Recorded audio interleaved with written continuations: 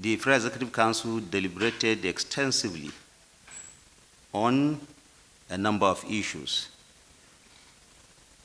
chief of which is the roadmap, the 2022-2026 medium-term expenditure framework, and the fiscal strategy plan. There is also discussion around the economy. There is also discussion around the road infrastructure that the current administration is undertaking around the country.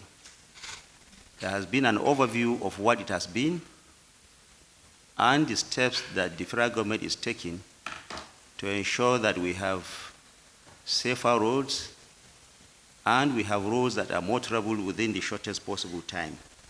There has also been a ratification of the Memorandum of Understanding entered into between the federal government and the trade unions on the 2nd of October. You recall that that led Labour to the suspension of the strike action they wanted to embark upon on the 3rd of October. The Federal Executive Council also discussed the export processing zones and so many other issues to be discussed. From now onwards, the President has approved that Federal Executive Council meeting will now be happening on Mondays as against the traditional Wednesdays that you are used to.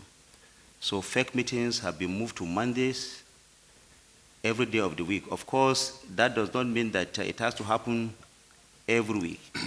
If there are no issues to discuss, of course, it will be skipped to the next Federal Executive Council meeting.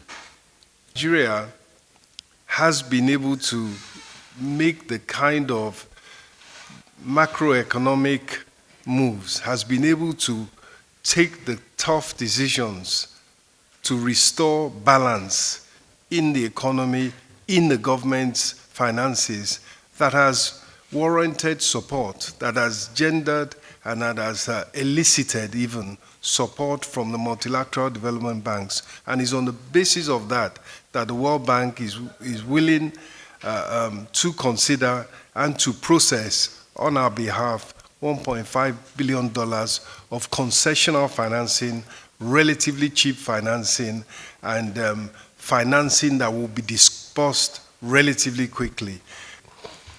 Secondly, an $80 million financing from the African Development Bank was also approved by the Federal Executive Council.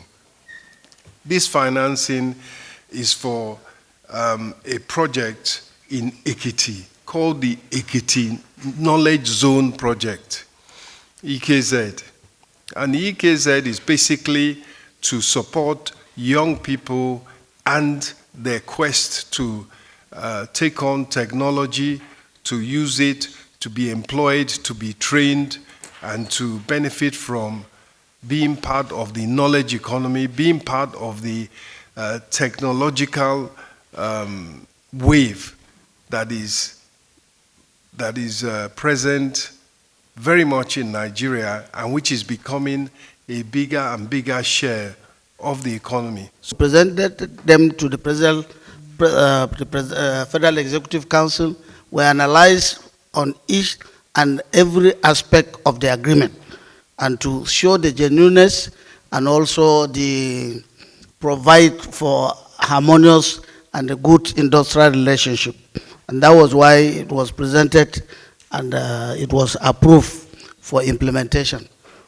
The initial yes was agreed that within 30 days, we agreed for 30 days.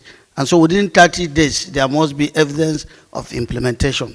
I think that was the basis for presenting it to the Federal Executive Council, and the Federal Executive Council also approved.